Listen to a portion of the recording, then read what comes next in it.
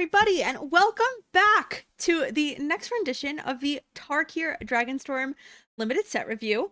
If you have not yet seen the signposts at the beginning, or white or blue, I would go back and watch those first so it's cohesive. But if you just want to learn about black, that's what we're here to do today. I have an absolutely lovely guest that I'm having a wonderful time talking about Magic cards with. Ryan, would you like to introduce yourself?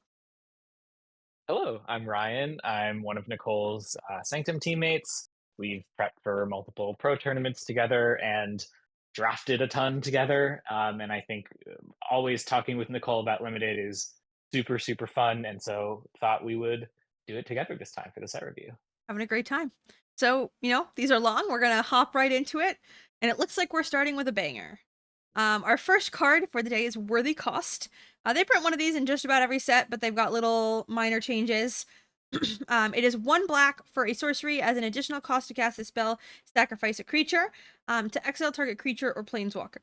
Now, these are always pretty good at baseline. I don't think they're ever really lower than a 4 unless like black really sucks or something.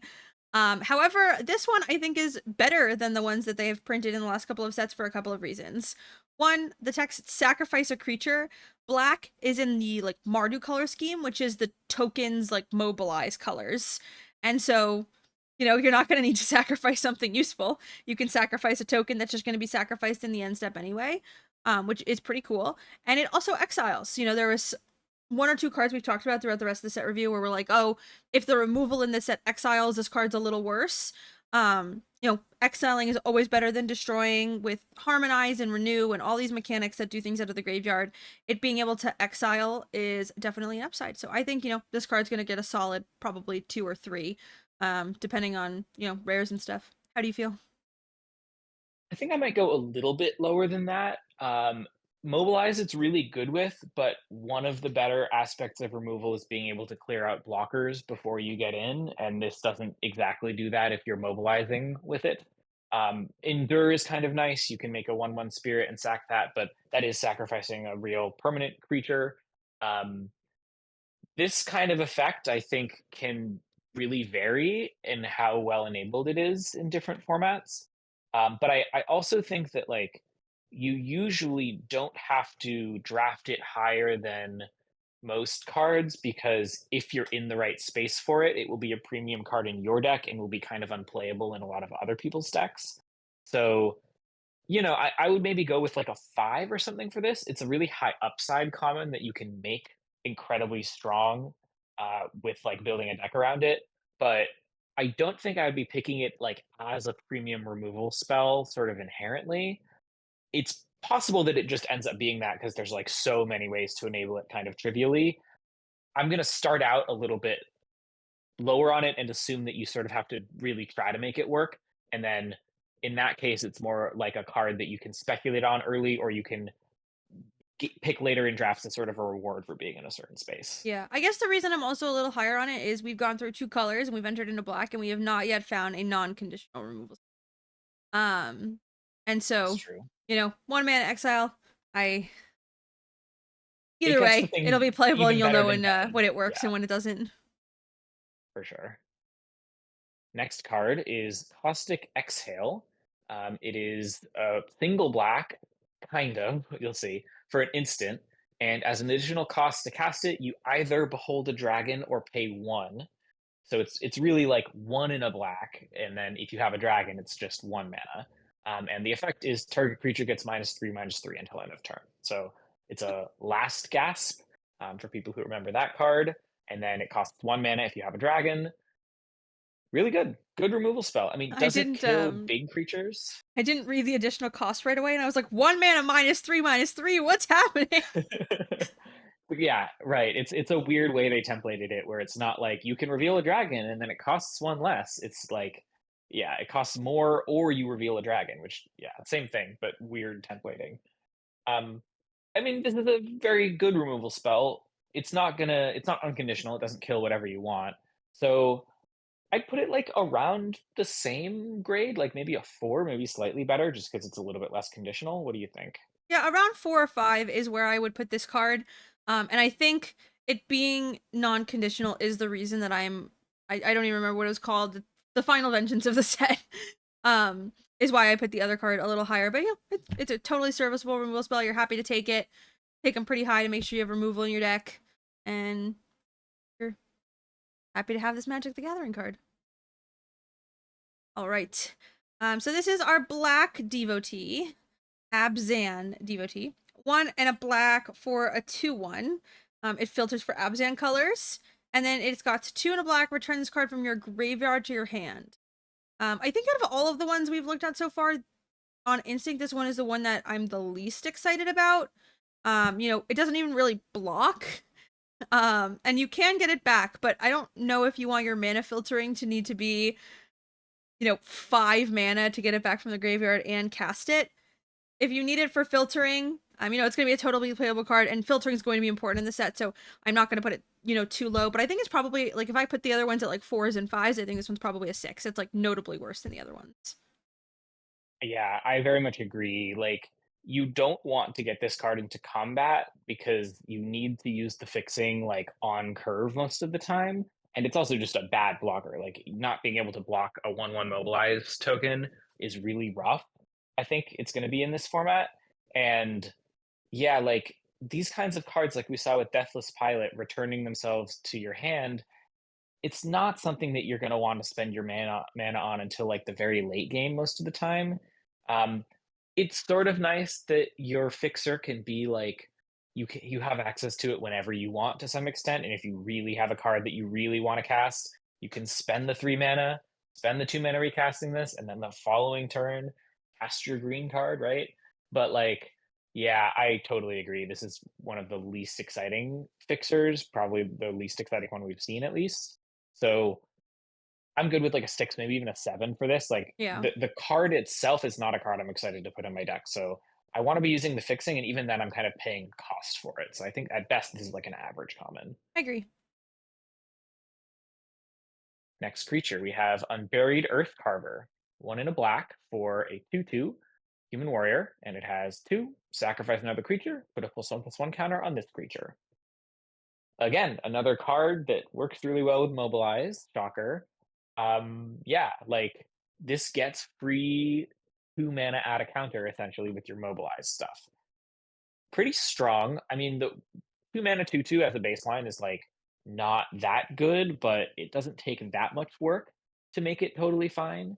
And I think this ability is like just enough to make this card a card that like is going to be relevant enough early, and then very annoying for your opponent to deal with in some games when they've had to like remove your other creatures, and then this is just left over in like a 4/4 or a 5/5 and only getting bigger. I like this card. I don't love it, but I think it's like a good common. Yeah, I think it's like 7.5 ish is around where I put it. These cards are always better in sets when there is not a lot of trample. We haven't touched green yet, so how much trample we don't super know. But a lot of the time, these cards are better when you can block with something and then sacrifice it to get a counter. And so we do also have mobilize, which is an additional thing you can do with it in this set. But that's like one of the cool things. And if there's not a lot of trample, this card's always like a little bit better. I'd say I'm putting it around a 7.5 if I had to guess. Yeah, I'm right there. I would say like a 7 maybe. I'm slightly higher, but not that much.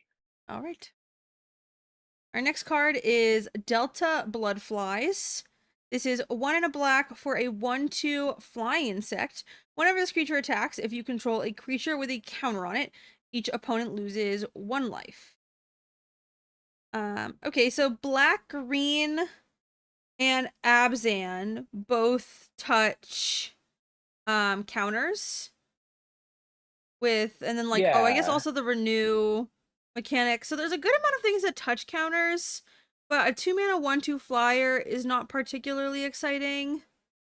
I and this is even think this still card's like worse fine. than a 2 mana 2/2 flyer most of the time, even if you are enabling it, which like a 2 mana 2/2 flyer is nothing incredible. It's just like fine, Yeah. right? So I'm not excited about this card. Like it'll be pretty easy to enable, I think, but I don't think the payoff is really worth it. Yeah, I think you might have some of these in your end up in your decks, like if you need 2 drops or something. We haven't seen a whole lot of like crazy 2 drops or anything. And if you put counters on it, that makes it better too because it is a flyer. Um, So, it is a good card to put counters on.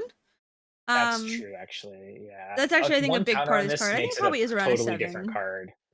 Yeah, that like if there's lots of ways to put a single counter on this for like not that high of a cost, then I think it becomes a lot better. So that's a good observation. Yeah, I think like 7, like average common, maybe slightly worse than that, honestly, for me, just because I Yeah. don't want to need to put something on it to like make it good. But it's not ever actively horrible if you have any amount of counters in your deck. Like it'll be Yeah, fine, exactly. just won't ever be great. Next, Alicia's Legacy. One in a black. For an instant, this is black's combat trick. Target creature you control gains death touch and indestructible until end of turn. Really simple. This isn't this a strict downgrade on overdrive, maximum overdrive from Aether Yeah, because Drift? that put a Didn't that counter on just it. do this and give a counter? Yeah, I'm not super high on this, but like it kind of does the same thing. Like it's plays all the same roles as a card. It's sort of a pseudo removal spell. It's a combat trick that'll win almost every combat. That can be valuable, but I think this is you don't need to ever prioritize this super highly in a draft. I'm going to give this like an 8 probably. Yeah, 8/9, a card I don't take Yeah, super highly. A lot of the time I'll pick one of these up during a draft really late just to have one in my pool in case I need like a 23rd card or something. But sideboard card. I was never very excited to play Maximum Overdrive, which is a better card. I'm just never very excited to play cards like this. But the art is cool. Agreed. Yeah, art's cool. Alicia's a cool character. All right, we have Kintree Nurturer. This is a 2/1 lifelink creature for 3 mana. When this creature enters, it endures 1, so you can either put a counter on it, so it's either a 3/2 lifelink or you get a 1/1 white spirit. Cards like this that make 2 bodies are typically totally average. They, can be a little bigger. Lifelink is nice because the 2/1 ends up being a good blocker. But you can also make it like a 3/2 creature, which is pretty good versus mobilize. A 3/2 with lifelink, seems like it'll be pretty well positioned. This seems like a That really punishes them for mobilizing, I think. Yeah, Yeah, this seems like that's a a good pretty impact one. average common that I'm, happy enough to have as filler in my deck. Probably like a 7 would be my guess. Exactly average common for me. Yeah, right around a 7. Totally agree. All right. Next card is Nightblade Brigade. 2 and a black for a 1/3 Death Touch and Mobilize 1. And when it enters, Surveil 1. It's kind of funny. Like the Surveil doesn't feel like it really has anything to do with the rest of the card, but it seems like they kind of added it on to just cover all of the black synergy spaces. I like this card. 3 mana, 1/3 Death Touch is like pretty solid body. It's never super exciting, but it can be really annoying for your opponent to interact with in combat. Mobilize 1 is pretty nice. We've seen so many cards that work with Mobilize that just need a little bit of Mobilize to enable them. And then enters and surveils 1. I'm happy with that. Like Yeah, sometimes I'll bin a relevant card. Sometimes I'll just dig to the land I need to hit my 4th land drop. Sometimes I'll get rid of a land in the late game. It's just like upside every time you cast the card. So I like this card a lot. I'd give it like a 6. I think it's like a slightly above average common. I agree. Yeah, I like 6. It has mobilize on it, which is definitely useful. Also, they can never really block it super profitably because it has death touch. Um, I like this card. 6 sounds good to me. All right, we have aggressive negotiations. Aggressive. 3 mana for a sorcery. Target opponent reveals their hand. You may choose a non-land card from it and exile that card. Put a +1/+1 counter on up to 1 target creature you control.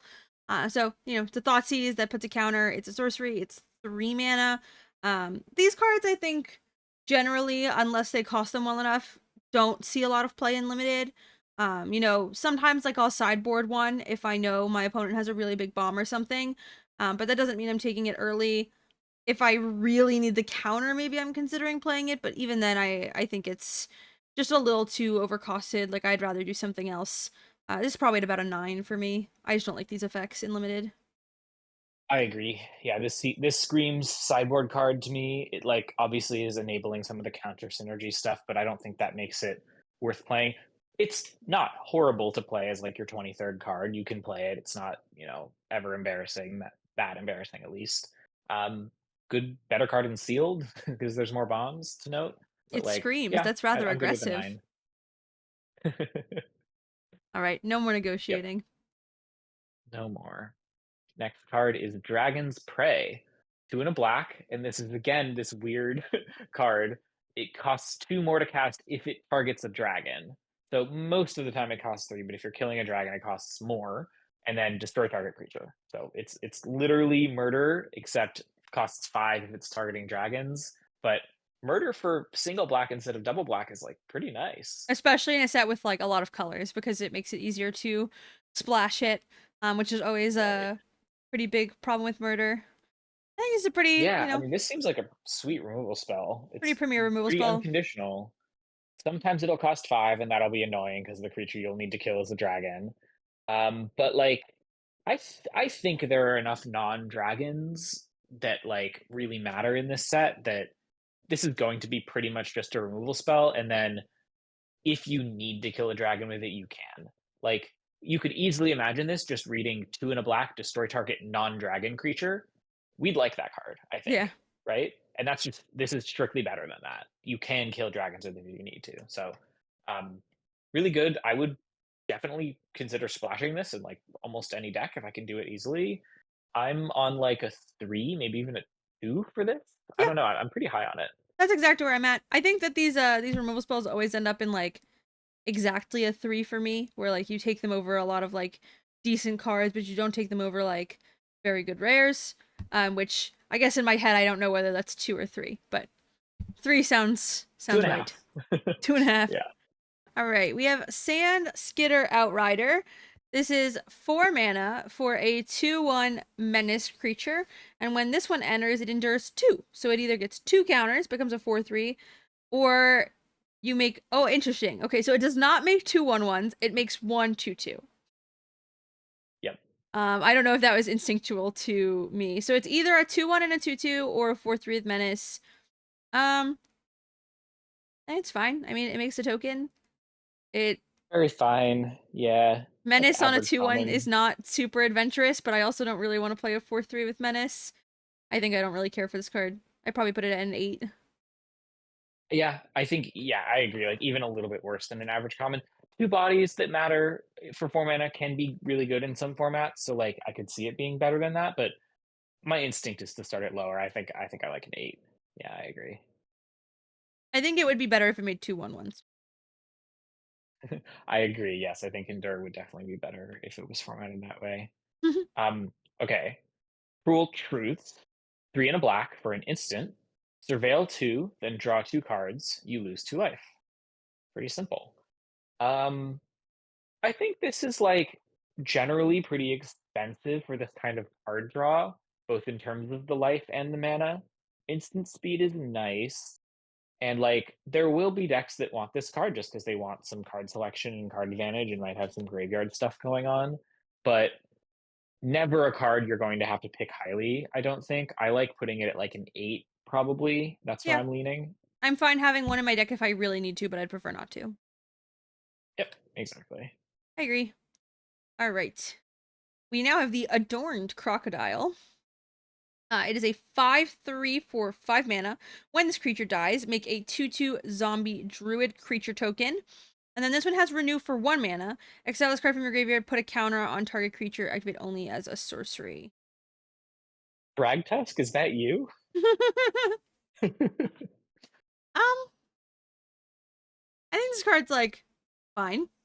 It makes a 2/2 when it dies. 5/3 is not like great stats on a 5 mana creature. I feel like your 5 mana creatures, you kind of want to have like better stats than this. But if it gets put directly into your graveyard, a counter for 1 mana is pretty good. It is useful in your graveyard. I'd probably put this at like an average common, maybe a little below, just because it's expensive and I want my expensive cards in limited to do a lot nowadays. So 7.5, maybe an 8 would be my guess. Yeah, I super agree. Like, I'd probably put this at an 8, even though it's like totally on rate for 5 mana and it does a lot of nice things. But you just never have to prioritize 5 drops this highly in limited anymore. Um, and yeah, like, it's a respectable card, you can put it in your deck, but you're just never gonna wanna play, like, 4 of these, Yeah, so you just don't need to care about it that much. I agree. Next card is Feral Deathgorger, 5 and a black for one of the Omen dragons. So the creature half is a 3/5 flying death touch. When it enters, exile up to 2 target cards from a single graveyard.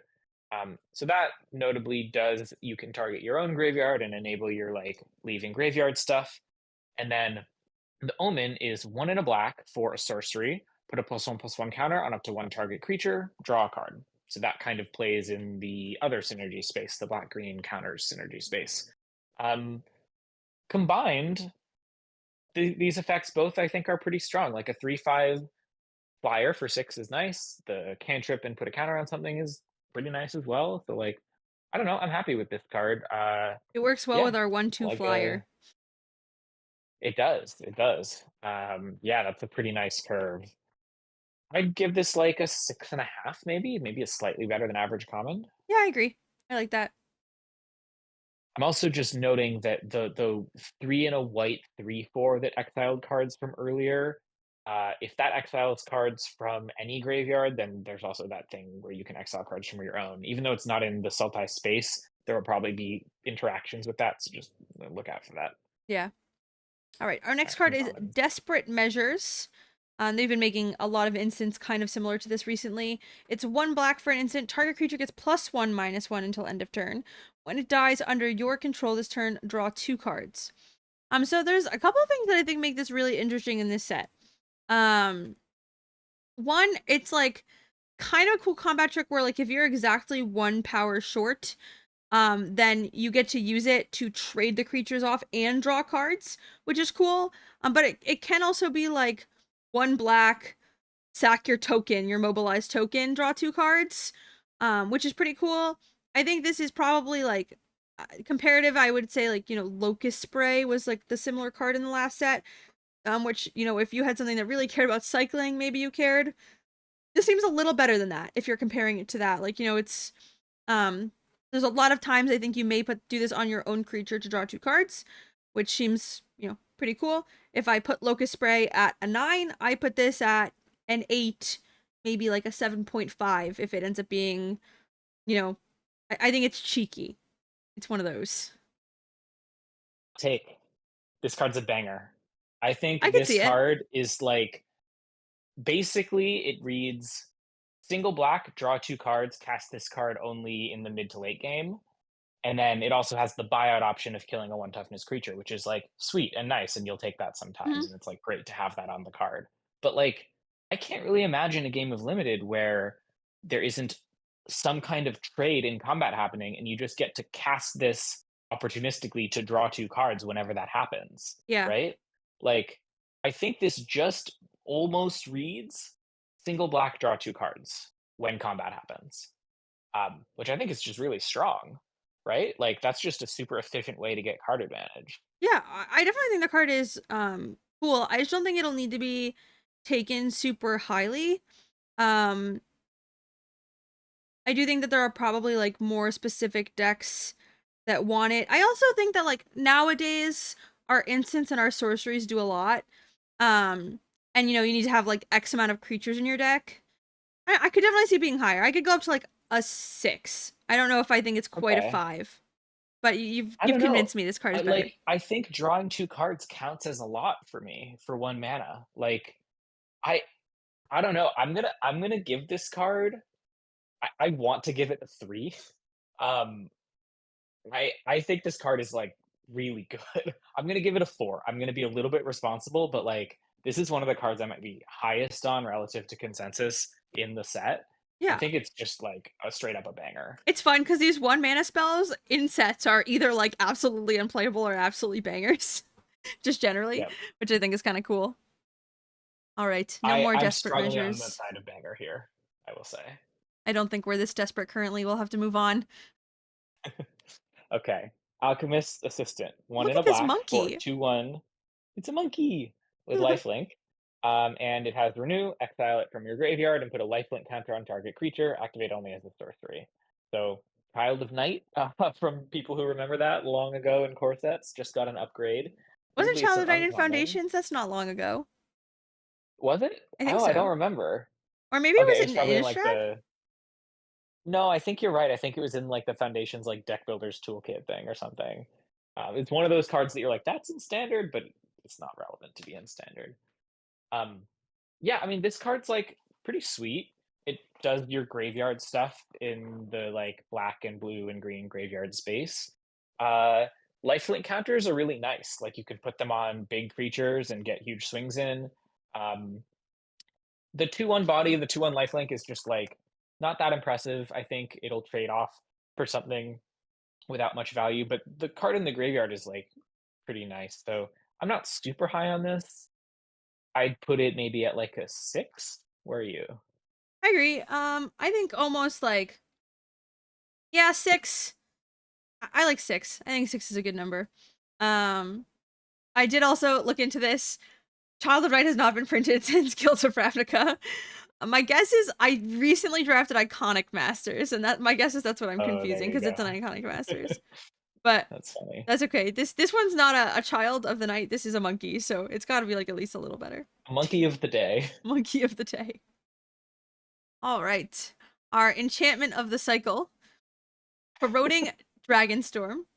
Um, Playable in Esper Pixie. Who knows? It's an enchantment when this creature enchantment. When this enchantment enters, each opponent loses 2 life and you gain 2 life, and then you surveil 2. And this one has the same text. When a dragon you control enters, return this enchantment to its owner's hand. I like this card. 2 mana, drain 2, surveil 2. Not bad. If you can pick it up and put it back down, 2 life is 1/10 of 20. And those add up quickly if you've not seen the Esper Pixie deck. And gaining 2 life, I do also think is like pretty notable and limited. And surveilling, can really help smooth out hands. I like this card. I think I would definitely play it. Probably like a 5 would be my guess. Dude, I 5.5. swear before you read this card, I had no idea it surveilled too. I had like totally skipped over that. So I'm learning this now and reevaluating the card as I see it. Um, I'm a little lower on it, probably. I think like you're really going to need to be able to bounce this a lot, and I think you need like a certain density of dragons to be able to put this in your deck. The effect is like almost worth a card, but it's just not quite. I don't think worth like a card in 2 mana. Drain 2 and Surveil 2. I don't know. I don't think I'm putting this in a deck if I have like 2 dragons and like one way to bounce it. Probably. Yeah, you need to be able to bounce it. I agree. I'm not putting this in a deck where I don't Yeah. have ways to bounce it. So maybe I take it a little lower then. Maybe I take it closer to a 6. Yeah, I think I'd give it like I might even give it an 8. I'm skeptical that there's going to be a lot of decks that can enable this, but I agree there will be some decks that can, and it will be pretty sweet there. So I yeah, believe I in the don't know. dragon set. It can do it. Fair enough. Fair enough. All right. Next card is Krumar Initiate, 1 and a black for a 2/2, and it has X and a black tap, pay X life. This creature endures X, activate only as a sorcery. That's sweet. I mean, This they card's made it awesome. expensive. Yeah, like paying X life is a high cost, right? Like, you know, if this just didn't pay the life, it would be broken beyond belief in Yeah, limited. yeah, yeah, of course. Um, but needing to pay the life means that you sort of have to like weigh how big of a creature you're going to make. It's not just how much mana you have access to. Um, and I would say most of the time you're making a creature with this, you're not putting counters on it because like you sort of want to diversify your threats. I would say like 95% of the time people are going to be making a creature instead of putting counters on the 2/2. Yeah, also the card you want Meaning to that they're tap typically blocking. doesn't it's not super useful for Yeah, the card you want to tap to have counters on it. exactly. Oh, and also right, it can't even block because activate only as a sorcery. So Hmm. yeah, I think that the paying life is a really meaningful cost. Like you make a 5/5 with this and you pay 5 life, that's a quarter of your life total. You're likely not going to have that late in the game, or if you do, it'll be still pretty costly to pay. So, but like you can just make a 3/3 and then be like, "I got a 2/2 and a 3/3 out of my card," which is pretty good, and, like, make more if you need to, and maybe you have some life gain. You've got, like, the Mhm. monkey that gains life. That's kind of a combo, Donkey. actually. Um, I kinda love this so, card. yeah, I have this like at almost I a like 4 it. in my head. I think this card's sick. I agree. I think it's pretty sick. You can also like make a 1/1 and then sack it to your like final vengeance card, right? So I agree. I think this card's really good. I guess I don't think it's like a bomb, is all I was trying to say. Yeah. It's probably like I think a 4, maybe a 5, maybe a 4, somewhere in there. Yeah, I agree. Yeah, 4.5. Strategic Betrayal. I can't remember who spoke about the last card. This is 1 in a black for a sorcery. Target opponent exiles a creature they control. Oh, okay. I did not realize this is what this card did. Target opponent exiles a creature they control, so one from the battlefield of their choice, like an edict, and their graveyard. Um, this set seems So like it's edict and edicts. graveyard hate. Yeah, this set seems like an edict is probably not great. Like edicts in limited are generally kind of awkward because you normally want them like on exactly turn 2, but now like a million of your cards enter and make a token, which makes the edict also seem Yeah, a little worse. Maybe a pretty sideboard rough. card would be my The go guess. wide set and like exiling their yard might trigger their stuff that says when stuff leaves the yard. I think this is probably like a trap mostly. Yeah, I agree. Yeah, Like I'd give it like a 9. yeah, I think 9. Like it doesn't look like a 9 because it looks like it just does two relevant things, but I think it like secretly doesn't. It is a I'm happy strategic giving this a 9. betrayal, would you say? It betrayed us. Oh no, except we figured out the betrayal. Not strategic Next enough. card. Nope. We're better. Okay, Yathen Tombguard. 2 and a black for a 2/3 menace. And whenever a creature you control with a counter on it deals combat damage to a player, you draw a card and lose a life. Kind of sweet. That's Um, cool. Notably good with the insect flyer guy if you give it a counter, sort of. Um, on its own, 2/3 menace for 3 is like not good enough on rate, but it's not that far off from being good enough. And then if you get one card out of this, I think you're like, okay, fine, this card was okay. And if you get two cards, you're starting to be pretty happy. Three cards, great. Five cards, maybe you're starting to worry about your life total. But beyond that, yeah, I'm not super high on this card. I think it like takes a lot of enabling, and uh, the payoff is like fine, but not incredible. And they can just kill it if it gets out of hand. But it's solid. You really need to be in the counters deck. Where are you at with this? Yeah, I wanna hear your I think grade I'm probably card in to like 9. about a 5.5. Like if you don't have the stuff for it, you can't value it high enough, but like now all of a sudden, I don't know, the 1/2 flyer, like this really seems like a deck that could possibly come together. There's things that really benefit off of getting the additional counters, aside from the fact that counters are pretty strong generally. And then, on top of that, you have ways to kind of refill your hand. I could see this being pretty strong. I think I see it between a 5 and a 6, depending on how the games play out, and so I'm calling it a solid 5.5. Okay. I think I'll say a 6. I think I'm, like, a notch lower maybe on it than you, but, like, not very much. It wears counters really well, so yeah, 5, 6, somewhere in there. I like that. Where's counters? All right. Now we have an unrooted ancestor. This is 3 mana for a 3/2 flash creature. 1 mana, sacrifice another creature. This creature gains indestructible until end of turn. Tap it. This card's cool. Cool. I don't. It's taken a second for the brain to like think about how it will Mobilize. play. I'll say some words, mobilize, endure. Yeah, But it mobilize does doesn't things. even really like work super well because you have to sacrifice the creature that's attacking to give this thing indestructible. But if you're flashing it in, then it's not really like, I Yeah, guess the after flash it's doesn't work flashed with either in. of those. Yeah. The flash is just kind of like a bonus ability, I think, where, like, you'll get them by, like, sacrificing a 2/2 tapped blocker or, like, a non-blocker and then, like, ambushing their thing with Yeah, this. this being in the format does Um mean that you have to like You heard me say a lot of the time during Aether Drift Draft, like, oh, there's no entity tracker in the format. Like, I don't have to worry about a creature getting flashed in. This means, if there is a flash creature, you have to remember that. Um, I don't know, Yeah. 6? I don't think it's anything Yeah, crazy. I think it's, like, slightly better than your average common, but, like, not by a lot. Um, it's sort of a virtual 3/2 indestructible attacker in a mobilized deck, or, like, not in a mobilized deck, but, like, with a mobilized creature on the battlefield. Yeah, So, I think that's, like, strong. Yeah, I think 6 probably, I'm good with that grade. agree. Next card is Whale of War. 2 and a black for an instant. Choose one. Creatures target opponent controls get -1/-1 until end of turn, or return up to 2 target creature cards from your graveyard to your hand. The one word I want to emphasize with this card is push. I think this is better rate than we've gotten on almost both of these kinds of effects in a while. Instant speed, their team gets -1/-1, cleans up the mobilized tokens, kind of negates an entire attack from them. Can be a really nice, like, blow them out in combat trick in a certain situation.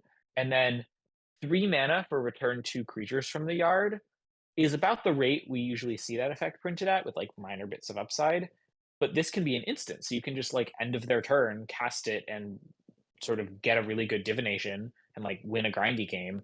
This card's sweet. I think this card's like really good Yeah, personally. it's especially nice if like, you have a removal spell, but you kind of want to hold on to it for something that's going to be like super impactful.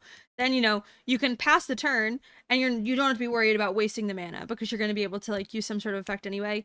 I like this card. I think I probably have it between like a 4 and a 5. Just because it's like it's not the most flexible, it doesn't just kill everything or like you need to have cards in your graveyard. So maybe now that I'm seeing those things like a 5. It's not perfect in every I, situation, I but it's think I'd a give it a cool card. 4. I think I'm going to be optimistic. I just think like the flexibility on these kinds of effects, like the first effect is good in a lot of situations against an aggro deck. Like it can sometimes just randomly blow them out if you're behind or in a more controlling deck that's kind of like falling behind on board because they played a lot of cheap, high power, low toughness creatures. Mm. And then the other ability is just great in like a grindy game, which is sort of the opposite of that. So I'm pretty high on this card. I would give it like a 4. I mean, not that far from you, but Yeah. yeah.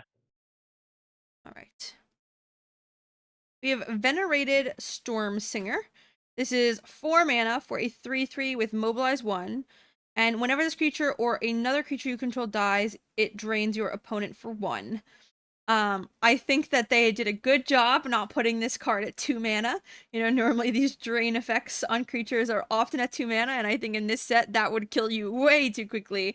And they acknowledge Agreed. that clearly in play design. It's an uncommon, so you'll see less of them, and it's a little bit more expensive. That being said, I still think this card's gonna be great. It looks, we've seen now in black several ways that like really benefit from getting the life gain. It seems like the black decks look like they're pretty good at like poking down, between flyers and counters and draining and whatever it is. And with mobilize, like sometimes you're just gonna make a lot of tokens and you're gonna be able to drain them a lot. Um, I like this card a lot. I think this is gonna be a 4 for me. And then if the mobilize strategy ends up being something that comes together a lot, that I feel pretty good about, which is what it seems pretty pushed. I could see this going up to like a 3 too. It feels like a very strong effect. Strongly agree with everything you said. I'm very scared whenever this card hits the battlefield. That's the only thing I'm going to You're the little person down here getting add. shocked. Exactly, that's me.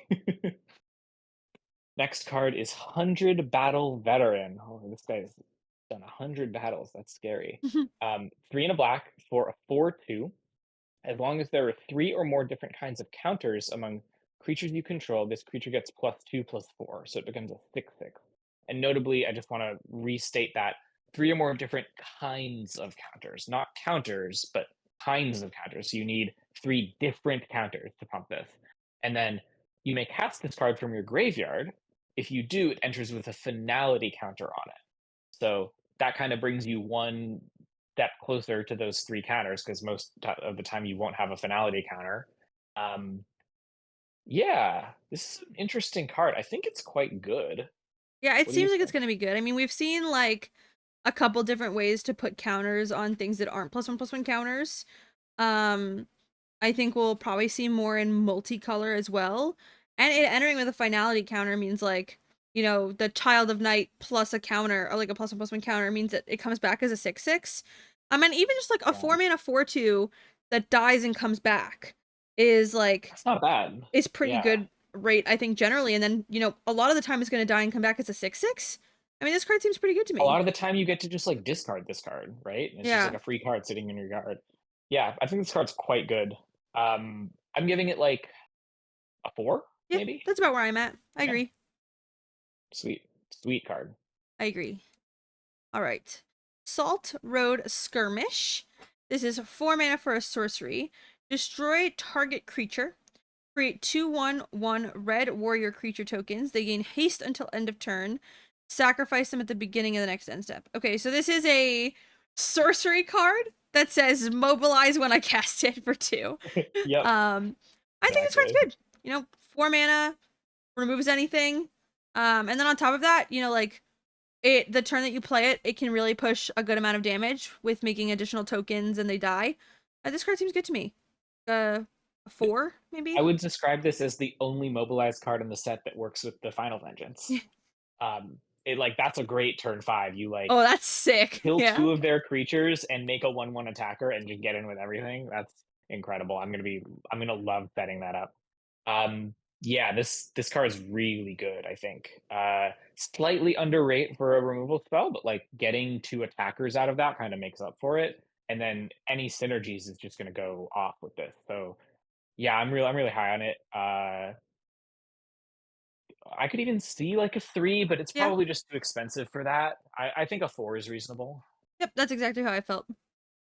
All right, we're moving on to our last black card in Gurmag Raksha. 6 mana for a 5/5 menace. When this creature enters, target creature an opponent controls gets -2/-2 until end of turn, and target creature you control gets +2/+2. We've seen, a number of these like expensive black creatures that have some sort of type of removal stapled on them, and I don't remember the last time one was bad. This one is good. It's a 5/5 with menace, which is, not bad rate on a 6 mana card. And then on top of that, it makes one of your creatures have a better attack this turn, and then, either makes one of their attacks, not great, or kills a creature. A lot of the time, I'm pretty high on this card. I don't I think the only thing holding this back from getting a super high grade is that you don't want a lot of 6 mana cards in your deck. A lot of the time this is like it removes anything, and then I'm happy having 2 of them. But this one, I think the removal is like just a little too low of a rate to want several copies of it. And so, I'd probably put this at like a 3 if it was a great creature and removed something, but I'm probably at like a 4.5 ish on this. It is an uncommon, you're not going to see a lot of them, but I do think you're really happy to have one in your deck. I think this card's pretty cool. Yeah, totally agree with all of that. Like, I sort of think of the ability as more a little bit of value than Mhm. as a removal spell. Yeah. Um, yeah, like it's gonna be good, but it's not gonna like actually kill something you really care about most of the time. But this is like well worth your 6 mana. I think you're happy to have it in your deck, like you said. So I like a 5, maybe 4.5, 5, somewhere in there. Yeah. I think we talked a fair bit, this is kind of like a wrap up for black, but I think we talked a fair bit about white and blue, and like a lot of them felt like they were good support colors. A lot of the time black is a pretty strong support color just because of the removal that black is able to host. That being said, I think black so far looks like the strongest color we've looked at. A lot of the creatures I think are above rate. On top of that, you get the removal spells and the mechanics are strong. So far I think black looks like very strong to me. Um, so, I guess we'll see how it ends up. All right, and that is the end of Black for our Tarkir set review. Thank you, Ryan, for being here. One of the best ways you can support this channel is by liking, commenting, subscribing, and sharing this video. Anything that kind of gets it around. I think Ryan and I are both in a place where we're having a lot of fun with this, and if it sees enough support, we'll probably try to give it another shot next set. So we'll see what happens. If you want to support Ryan, Ryan has a Patreon. It's great. You can listen to my outro from any of the videos and I'll talk about it a lot, but it really is like I think one of the best resources in terms of learning process and getting better at like the highest level of magic. So I highly suggest Ryan's Patreon. They're also on Blue Sky. That'll be in the description below. And then if you want to support me directly, I also have a Patreon.